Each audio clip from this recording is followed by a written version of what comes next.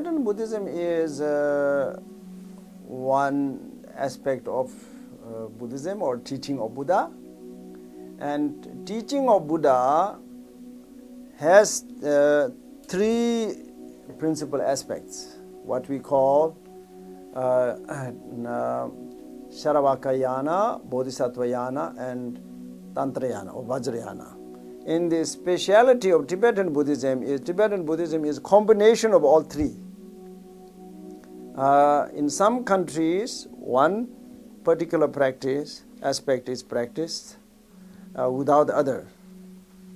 But in Tibet, because Tibet being very close to India, many Indian masters also came to, great master came to Tibet, and Tibetan master went to study in India, so therefore close contact. Because of that, the Tibetan form Buddhism is the form of Buddhism as it was practiced in India before, in those great centers like Nalanda, Vikramashila, Otantapuri, all those great centers of Buddhism in India. The way how Buddhism practiced there, exactly in the same way it came to Tibet, and in Tibet this tradition is still maintained. So this is speciality of Tibetan Buddhism, but that means actually it is Buddhism. It's completely teaching of Buddha, nothing else, but with all the three aspects combined.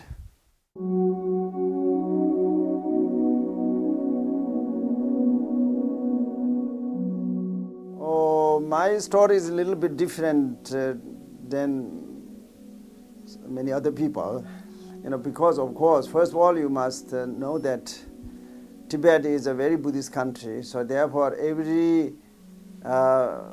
in every family, when they have sons, then it is a tradition that at least one of the sons is sent to the monastery to study, to become monk, and so on. This is very common, very common. But in my case, I belong to this group of people, group of lamas, Tibetan monks, who are called tulkus. That means kind of reincarnate lamas. That means somebody who is recognized as a reincarnation of a previous master. So that way I was found by whoever, maybe rightly or wrongly, I must say. But anyway, as a reincarnation of a former lama with same name, Gonsar. Gonsar is the name of a line.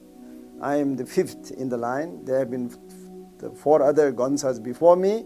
When the fourth Gonsar passed away, then his disciples, those people responsible, looked for his reincarnation. Finally, they have found me, and so they have given them. And so therefore, quite at a young age, I already entered the monastery. Because, when somebody is discovered as reincarnation of a lama, then you enter the monastery quite early. Not every Tibetan monks do not come like that. For example, our master, precious master, he came to the monastery through his own will at the age of 19 actually. I think that's a very good way actually. Through one's own reflection, seeing the monastic life is so valuable, so he left his home and then joined the monastery, as we see it in his biography. That is another situation. My case is a little different.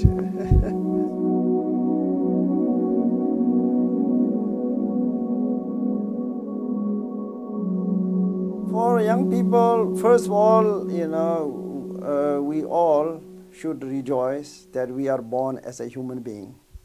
You can take many different kinds of birth, but we at this time, we are born as a human being. That is a very, very great, very fortunate situation. And not only human being, but like many, for example, many people, many children who are born in this part of the world, in Europe and so on, they have a great privilege.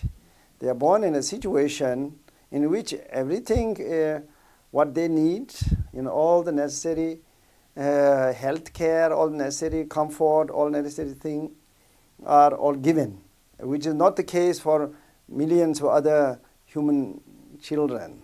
They have great problem of hunger and so on, which they don't have here. We don't have it. So they are very privileged, and they have also good possibility, facilities for studies and so on. Then once parents are so very kind, so as a young person, as children, we should recognize this, how lucky oneself is, and then also should be very, very thankful and kindful to one's parents, because they make a lot of effort. When we came into the family, we only brought problem actually, crying and but the parents never take it as a trouble, but they take it as like a jewel, taking us in their arms, loving, showing to the others, and feeding us, cleaning us. So it's a lot. We give them trouble, but they never take it as a trouble. They take it as a great jewel. So this we should never forget all our life. And then at some point we should also, when there comes a time when our parents are, they grow old and in difficulty, then it's time for us to repay this kindness. That's our first, responsibility as a human being. If we don't fulfill this, we are just like animals. Animals, children, birds, mother, feed the little birds so much, and once they got the wings, they fly and then finish. Then they even don't know where the parents are. We are not like that. We have a mind which can think of the past, present, future, everything. So we should fulfill this. And then that is very basic.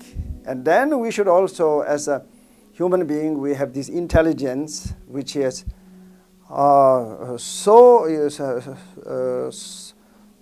superior to any other forms of. We have many different kinds of beings. We talk in Buddhism about celestial beings, beings in unfortunate situation, and even we see a lot of animals around.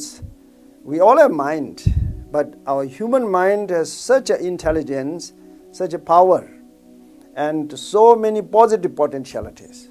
We have lots of faults also. We have anger, we have jealousy, we have greed, all that. But we have also, as a human being, we have a lot of positive potentialities. That means our true, sincere loving or love for the others, and compassion, and our wisdom of knowing exactly how things really are. So our most important thing is through our learning, through our studies, as well as through our actions, through our activities of body, speech, and mind, we should try to develop, promote these potentialities in us, these positive potentialities. Let them grow. Let them grow, because if we do that, they grow. They all grow. Compassion we have now. Our compassion is very limited, very partial. But still we have compassion. This is like a very important positive seed. So if we take good care of it, this seed will grow, like a tree, it will grow.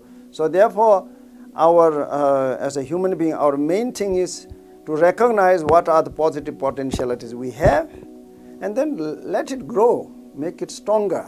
So through these positive potentialities becoming stronger, then it can overcome our faults, like our anger. We have anger, jealousy, and many kinds of fear, etc. But if we grow these positive potentialities within our own mind, we can overcome all these faults. And then through this way, our life itself, our own life, will be something very harmonious, something very satisfying, joyful, and then we can also share with others. We can give also to the other sentient beings happiness and real harmony and so on. Otherwise, if we fall ourselves under the force of these negative potentialities like anger, jealousy, arrogance, all these kind of things, then that influence our thoughts and our actions. Then we behave wrongly, we say things wrongly, we do things wrongly. That way we create a lot of problems, and a lot of problems for ourselves. Then our human life is ruined.